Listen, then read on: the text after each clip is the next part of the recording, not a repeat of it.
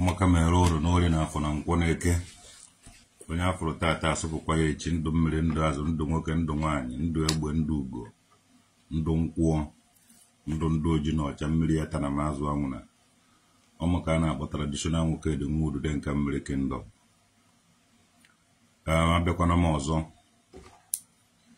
ọ bụrụ na unu nne fefe nwa perikoma ekwugo okwu gbasara ndị eze nwaanyị na ndị dibịa nọ na Anambra steeti maka na asị nọ ndị onye kpara nkụ ahụ so ngwere abịara ya ọrụ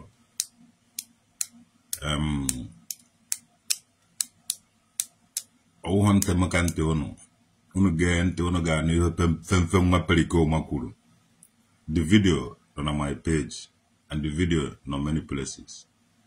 So if you get the video, you might even feel more perikoma kwuru. Alụ na-eme na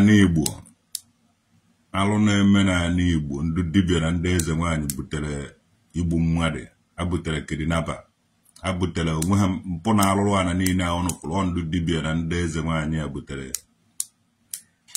I'm a victim. Can you imagine na some people na akpọ onwe ha dibịa wo 419 ka ha na-eme? I'm a victim of ndị ohi ndị kpọrọ onwe ha dibịa na ndị oshi kpọrọ onwe ha eze nwaanyị. Oshi niile dị n'ala Igbo today bụrụ ndụ dibịa. And all that in SHS, all na kochas, all those nonsense dibias and the others eze nwaanyị. Nukuto bwa haragade. Because the victims, they will emerge and they come for revenge. Guma wu dibia, guma wu eze nwaanyị, iji ibe mmare. Iga wetekwa ibe ahụ back. Iga from nati, iga ma ihe ga-eme. Gụnwa wụ dibịa na-ezu oshi na-eme yahoo na-eme evute ebute unu evuo ma nke udude nka unu ga-anụ ụda unu ga-afụ ife ga-eme unu ka akwụkwọ ka ọ dịsị nọnsensị ụmụ anụ ọhịa godịsị ụmụ anụ ọhịa na-agba onwe dibịa na Moko ife with dibia.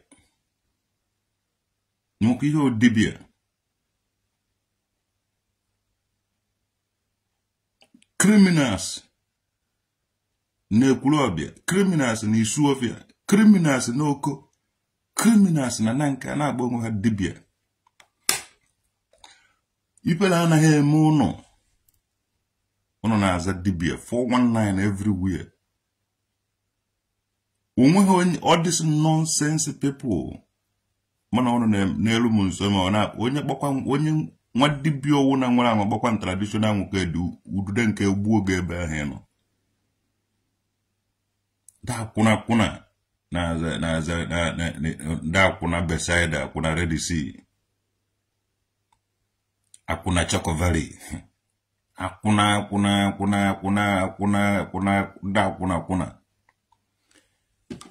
Nanya ma agwaga ife ojo do na Igbo all this duplexes ya na alụgasị na Igbo unu n'idiri ịga na lufu unu ahụ ka unu funu nke woke ite ka unu funu nke wo ihe na nke wo ọgwụ ka unu fu ebe aslot a na-egbuchasị ụmụnne unu. Most of ndị Igbo kacha na ụmụnne ha ka dị ndụ without ịma na egbugo ụmụnne fa harvest ya dị organ. Kedu onye wetara idea egbuo mmadụ ebere isi ndụ dibia unu afụbere ihe karị unu afụbere ihe na-achọ ime unu afụbere ihe all these people unu gbuchara wayo all these people unu na-achọ ụmụ fa achọ all these people na-achọ ụmụnne fa achọ all these people which are the victims of ndụ dibia nwanne iwe na ọnụma na-esu people. Even the government would only delay the people, you take a law into their hands. Because some government are benefiting from it. Oworo na ha for people ha ga deal with onu nwa gwuru ha wayo. Ife the people ge aga okwa oso gbara ihu ga agbu azu. Government, you are doing delay people. Government need delay people. Fen wa peliko makulie. Okwa na social media ka mmade putara. Sino oje view na ichaka mmụọ. Ndo bu ichara ichaka mmụọ ahụ. Many people every ichaka mmụọ ahụ. Ego ba afọ. Ife eji na afọ ego ba afọ. Many people can deceive kula sofa na aga enyefe ababa. Ndị follow the victim of ababa. Nwe ego unu ji ahokwala ada, ego na afọ. Na the same social media ka mmade pụtara. Ọ bụrụ na ị na-agba akwụna, ị naghị enweta customer. Ọ ga-emere gị ife a ga-emere gị ike a na-enwugo ọgụ. Na the same social media ka mmade pụtara sị gị na o ji akwa were tiwe ake. Na ọ na-aja agba afọ ọ bụrụ na obi ya aka n'akwụkwọ. Afọ onye ohi agba n'akwụkwọ. Na the same social media, a lot of things emego here. Unu will deceive a lot of people. Those people with the victims of ihe, government of Anambra State or the Igbo government, they delay ihe, it take law onto their hands. Ozin gwara gị na ha na-eme dibia, na ha na-eme eze mmụọ. Idu ihe ja gotere gị ihe atọpụ ya ego gba ga apriko zuo gị ohi.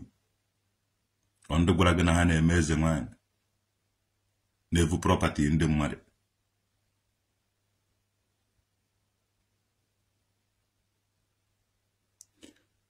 All of people ipe ga ipe na-achị ime ọkwa onye agbara mekwa even onye fu dibia ebe ọwụ na-akpọrọ dibia nwanne ilu je ebe ahụ kụwasa kụgbuo dị dibia kụgbuo self. Medical doctor dị. Medical doctor adịgo. Unu ọgwụ adịgo ụmụ be anyị na-emezi nọọsụ na-emezi doctor. Onye ahụ rịabara kịta ọgbakwuru ndị dọkịta agwụọ ya onweghị ibe native doctor ma na-eme native doctor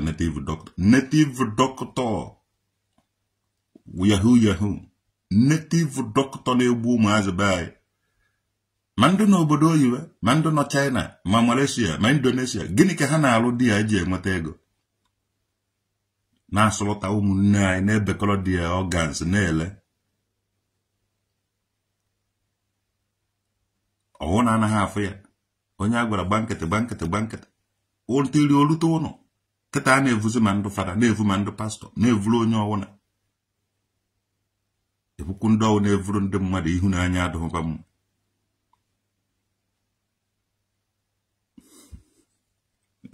Ogbonna ofe ọdụ ka ewe ọgbọnọ ya na-eme dibia ọ n'anya anyị ka mmadụ gwuru ya na gwuche ya na gwuo ya ka latereno gwuo ya ka ọnụ ewi baa n'ime the place nye onwe ya si n'ọnụ ahụ fụọ ọsọgọ na ọ na-eme dibia. A lot of wayo, a lot of things and they wouldn't know ụmụazị a chance they will tell a lot of technique ha ga-eji na-edeceive mmadụ ka ị hapụ ị na-erife anya n'ife ha na-eme were enwe ego. A lot of ụmụ Igbo gara missing since 2021 lukwe today. Ọsọ na-agba n'ihu na-agba n'azụ. Nwanne anyị agaghị agbara ndị na-egbu ya ọsọ.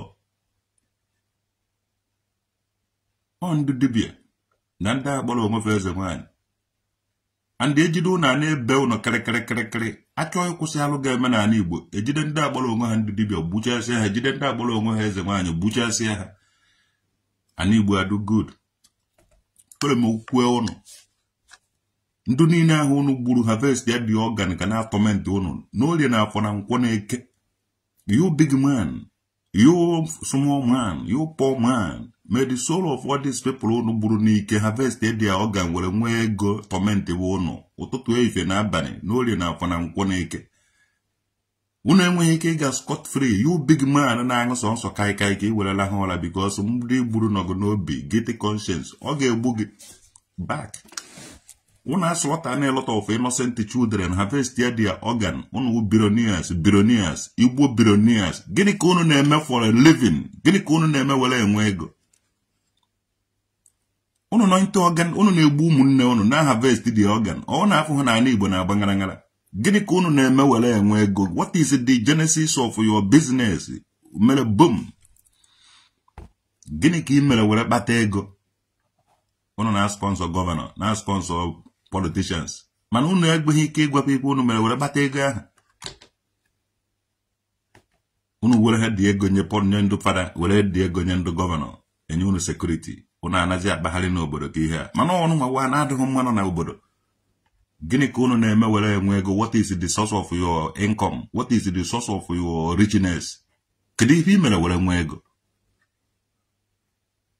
ebe esikwe nne akpọ ụmụ anụ ọbịa content creator bụ eje create content gbaa egwu ṅụọ mmanya laa nwaanyị zuzuo ezuzuo omenala Igbo na-atọwa ntị based on the concept of peace truth and the honesty ka unu turn to akwụna ndị eze nwaanyị and the liars and the dibias and the nonsense unu na-eme mmụọ niile nọ n'ala Igbo chụgharịwa unu nwawo ndụ akwụna dibia na akwụna eze nwaanyị na orie na akwụna nkwụ na eke unu enweghị ike inwe peace onweghị ife ọwụna unu tiri aka ji agakwa aga na orie na akwụna nkwụ na eke mmụọ orie mmụọ afọ mmụọ nkwụ na mmụọ eke chụwa unu ụmụazị niile ahụ unu gburu amụrụ na orie na akwụna nkwụ na eke nọ na mmụọ na cry for vengeance ga na-achụgharị unu na orie na akwụna nkwụ na eke unu ga high BP onweghị onye ọgaranya nọ n'ala Igbo nwere ike ịgwa gị na ife o mere were kpata ego ọ bụrụ na anyị mara ife ndị ọgaranya nọ n'ala Igbo na-eme were enwe ego a ga-egbudobe ụmụnne unu ga-akwụsị ị na-aga missing akwụsị ị na-amavuru ndị mmadụ onye nwekarị ego ọkọwakarịala anyị ife ọ na-eme were akpata ego ama obi Okeke ama m ebe ị na-eme were enwe ego and ịma ife m na-alụ so ama m ihe ị na-alụ ịma ihe m na-alụ ama m ihe ị na-alụ iwu ezigbo mmadụ yes iwu ezigbo mmadụ hapụ ọdịsị ụmụ nọnsensị ụmụ anụ ọbịa niile anyị pụrụ a na-eme jee chụba ego jee chụba ego jee chụba ego jee chụba ego jee chụba ego jee chụba ego all these people wa na-adịghị mmanụ n'ala Igbo be dibịa ka a na-egbu ụmụnne anyị ọ dịsị ụmụ dibịa ịpụrụ na dị eze nwaanyị ndị ohi kepawo ma infọmantị ma ndị na-eje odegwu nọtara amavụla odegwu ahụ aka dibịa dị ya aka eze nwaanyị ahụ ọ lara n'abalị ahụ ihe awụ ihe na-emebe anyị those people ndị eze nwaanyị a na-eje na-agadakọ ụmụnne anyị pa nwere another men nọsọ uwe ya na-amavụrụ ndị mmadụ ifụrụ ndị eze nwaanyị a ndị a na-agba onwe ndị eze nwaanyị ọha ka eji enweta ụmụnne anyị ndị n'obodo oyibo na ifụrụ nwanne anyị nwoke n'obodo oyibo na ọga missing o nwere eze nwaanyị ọlara and o nwere eze nwaanyị a na ndị dibịa na-ahaziri ya ọ dịsị ụmụ dispepụ ifụrụ na-apụta yiri ezigbo akwa na-empere ichiri gị aka ha asọtọchago wute ọbara ụmụnne ụnụ operation mepesie duplex niile nọ n'ala Igbo baba na lufu ya onwe mana enu ya aha saịdị aha ndị mmadụ anaghị aba baa ebe ahụ ka efe ihe na-emenụ operation mgbakasịa unu niile nọ n'ala Igbo baa nọ na ya ka unu fụ ihe na-emenụ dati duplex ha bidozie lụba duplex ka e were nwee ike ikodu anya ndị mmadụ ka afọ ịma na duplex ahụ na o nwere ife ọjọọ na-esi isi nọ n'ime ya gbakasịa ụzọ niile nọ n'ala Igbo baa n'elu lufu na aha dati lufu ahụ ifu ime ikpuru onweghị ọdị ikpuru adịghị ebe ahụ onweghị ọdị mmadụ onye gbuola bekọlacha pasị ya ha nga ya dị ya ma wụọ ya ofe ife omisi ya ọgbụgbụ ndụ mmadụ everywhere ka ịpụrụ ọdịsị ndị a na-agba onwebe eze nwaanyị na ndị awụwa onweghị ndụ awụ ndị ohi kebawo criminals fanchawo ndị ohi n'ofu n'ofu ọwụ na ewubeghị ndị victim ọwụ na ezubeghị gị ohi paja ezugo ohi ndị a na-agba onwebe ndị eze nwaanyị ọha nwawo ndị ochie nwere n'ala Igbo yes ha bụ ọtọ na-akpagharị jide foonu eji akpọ ndị ohi anọghịkwa ha na-wute odegwu na-ene anya abịa wakele odegwu ahụ ndị dibịa ndị eze nwaanyị ba ha nwewa na-adụghị mma n'ala Igbo ive ime egbeji ọ ga-agbụa m ndị dibịa niile nọ dị ya gbaa ndị eze nwaanyị niile nọ dị ya adịghị m ebido from Isuọbịa gbaa ndị dibịa gbaa ma ndị na-agba onwe were Isuọbịa enweghị eze nwaanyị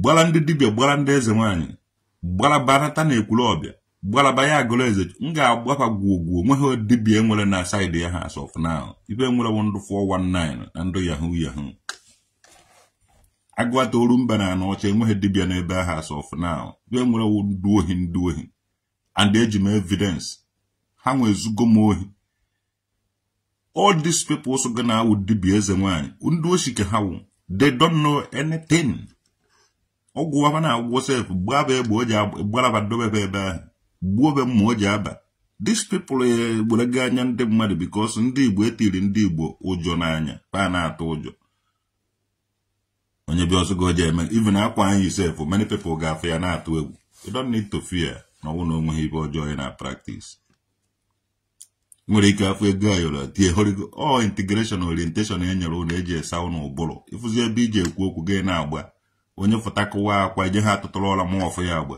ị na-eme ọkụ wara akwa mana gụnwa na onwe gị were akwa ahụ sie gị taa ya mana mmadụ fata were akwa ahụ mawa n'ụzọ etowe egwu ịgbakwuo so all those things ga-eji ewepụ isi ụnụ egwu ka ụnụ nwere ike sanitize bụ ụnụ all this nonsense agbado people nkịtị ha yuzuo ife ha ma were na-emebi isi ụnụ na-atụ egwu ife a na-anụwa ahụ uche tụtụrụ ọla mmanwafụ dibịa ha agba na onweghị ibe ọnwa ngwongwo na ngwongwo ahụ odoko nọrọ ebe ahụ isi ọfụ n'oyuzu ọ naghị arụ ọrụ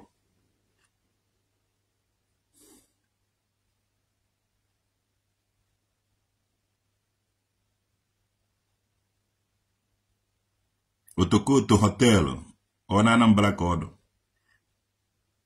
ndị Imo steeti a lot of ndị Imo steeti na-eje na be mmadụ dobe oke ite niile nọ n'ọba oke ite niile afụrụ n'ọba jenene afa oke ite ahụ bụ ka mara na afa ndị Anambra ka ovu onweghị onye Anambra ji eje n'ọba bụ ya oke ite sụsụ dọbara ya ọ ndị mbịara mbịa ndị be ha dụfa from Anambra steeti ga-egbu ya oke ite na Anambra steeti ọnọkete na-eje mgbu ya oke ite dọba ya be mmadụ no mgburu oke ite evuru nye na wara be m nwa Anambra ọwụna nwere ụnọ a na-ekenye nwa Anambra ọwụna anaobi so isi onye Anambra enweghị ike ije mere oke ite vuru ya dobe be mmadụ o mee dị oke ite o vuru ya na wara be ọ ndị Imo steeti na ndị bịara abịa na-evuru oke ite dobe akwa ọkụkọ ma ọ vuru oke ite dobe mmiri enwe ilo ma ọ vuru oke ite dobe eze obi na Asaba jee nene oke ite niile ahụ nọ na nke eze obi nene oke ite niile nọ na nke akwa nene oke ite niile iji afọ na Anambra steeti onweghị nke bụ afa ndị Anambra steeti mana Anambra wụ the DBS jee na nke ọkwa ọkụkọ jee na-enene ihe niile na-abịa na nke akwa ọkụkọ mmadụ enewo ndị Anambra steeti n'ebe ahụ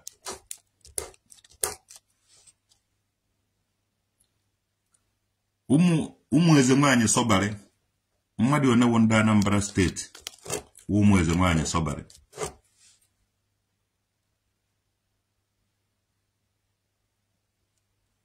ụmụ alụsị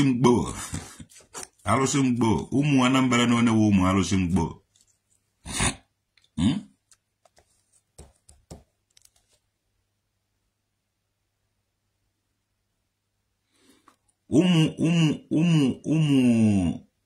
ụmụ Anambra na one ụmụ alụsị mgbo ọ ndị Imo steeti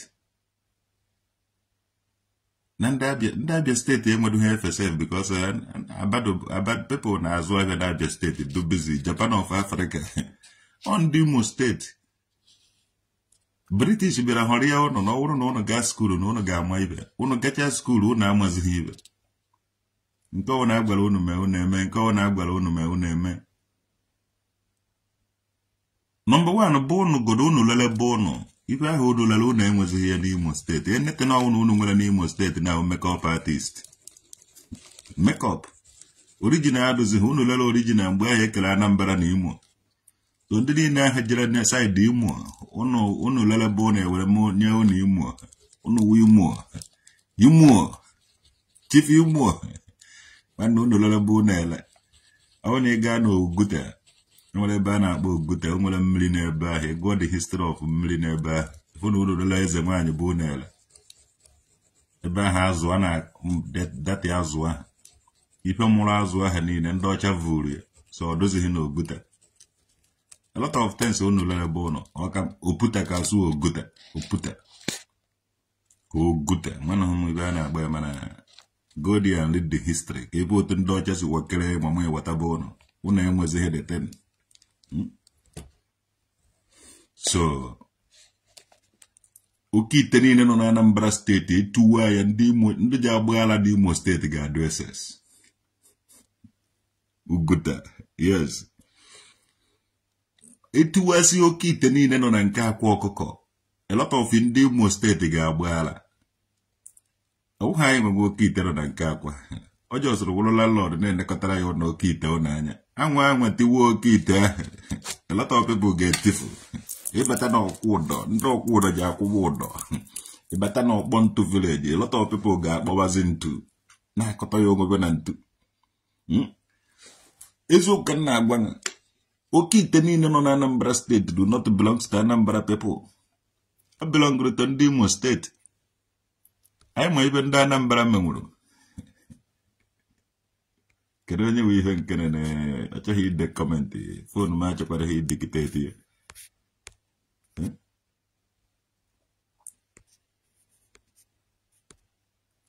Wow, je kama kule mkwechidi. Mbala mblock na watch him. Ya man, you ni yakwa na cheka okuchilo obua. Dekade comment section. Kimera mblock, kamera ngamblock. Nkiri kendo zona afuta mana nkigana hekwa afuta. Okay.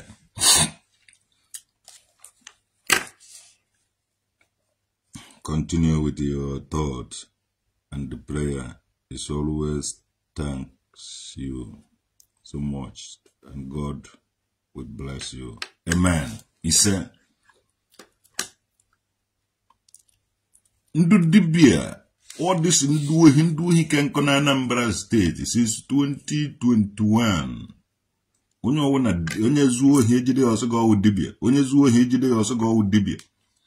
Kita ihe a na-ezu kita ohi atọrọ na ohi ewu. Bedibia ka a na-egbu ya because agụrụ dị n'obodo. Ụmụ ọkụkọ na-akpagharị vu n'ọhịa. Ụmụ ọkụkọ na ụmụ ndị a na-egbuzi ebe dibia na ohi a na-ezu na Igbo nke ikpeazụ awụ ezute ohi atọrọ be mmadụ. Eje gbuo ya na bedibia. Ijide ịchọba ime ihe asịgo na a na-achụ aja na omenala ka a na-eme.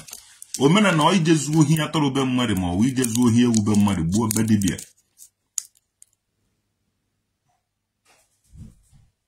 Izu property ndị mmadụ evute na okwu mmụọ. Ndu ohi jizi ndu oshi na-ezuzi ya nwa in the name of dibia ndị eze nwanyị. Ama m ego onye amago m a lot of things nluzuru n'aka ndị dibia and n'aka ndị eze nwanyị. These people wo ohi keba na-ezu. Obele oge akpọba mba afa eji m ha dị na my list. Ohi keba na-ezu. Edejugo m list ndị dibia na ndị eze nwanyị. Ndu ohi. Ụmụ onye prove nwuru m na ọ nwere ihe ọ na-eme. Nobody, all this ndu dibia na ndị eze nwanyị na-afụ n'elu m nso. Nobody is dibia, nobody is eze nwanyị, criminals ka ha wụ. Du ihe ga-agotere gị ihe 1 naira, alụ ha agba apriko. Dunye ha ka ha jeme ohi kepa na-ezu. These criminals, these are criminals. Unu enweghị ike ịga scot free. Ndu niile unu ji ife ha ga-abịa afta unu nwa. Ndu niile unu gburu waye the name of omenala. M ga-ewepụ isi ha ụjọ n'anya. Ha ka nwee ike ịbịa narakwa unu ife ha unu ji. Nobody is a dibia. Ibe ahụ ndu ohi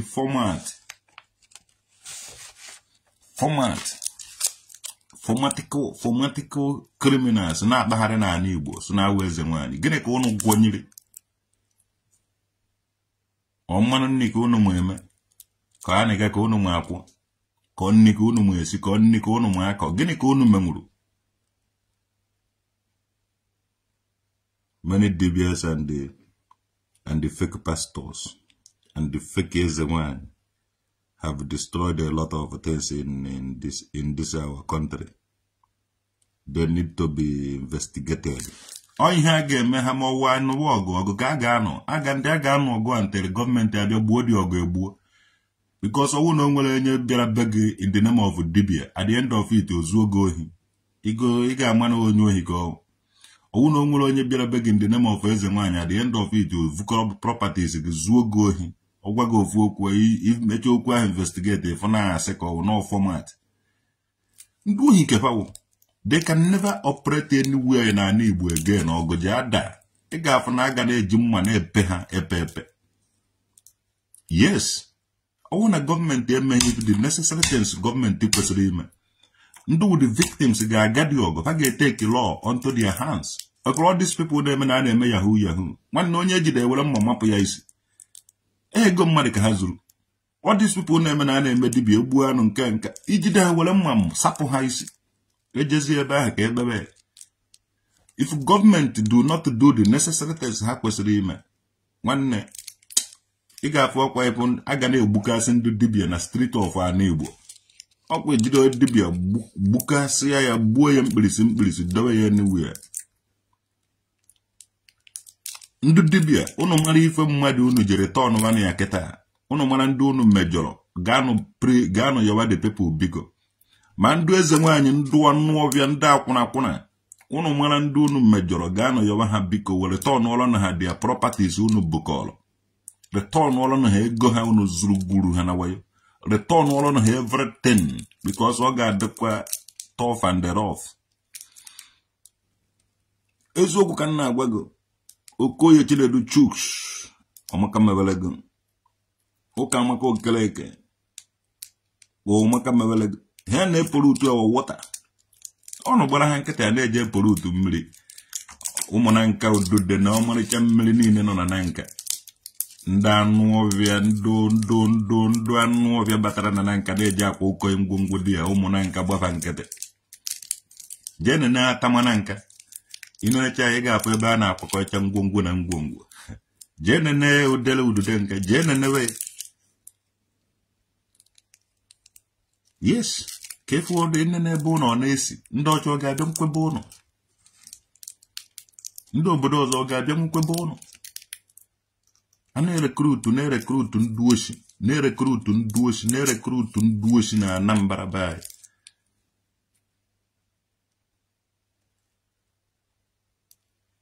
ndị dibịa ezuone m ohi several times ndị eze nwaanyị ezuone m ohi several times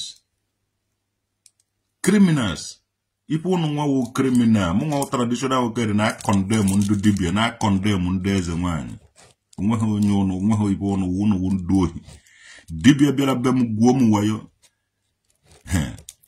dibịa bịara be m gwuo m wayo ndị eze nwaanyị bịara be m gwuo m wayo unu na ibe je na-eme n'orie na agwụ na nkwọ na eke unu na ibe je na-eme n'orie na apụ na nkwọ na eke mụnwa na-ekwu ya na-asụrụ ya ọnụ n'ala ife ahụ unu zukọrọ from me unu enweghị ike ịkpatakarị ya wire adị ndị ichie ebe anyị je na-achụgharị unu n'orie na apụ na nkwọ na eke unu chichaa ibe ahụ unu na-esi na nzuzo bụrụ na efuta n'ibe onweghị ike ịdụnatara unu na mma unu nwawo ndị dibịa na-ejighị eziokwu onweghị ike ịdụnatara unu na mma unu nwawo ndị eze nwaanyị na-ejighị eziokwu onweghị ike ịdụnatara unu na mma ife niile unu mere ga na-aka unu n'isi n'orie na afọ na nkwọ na eke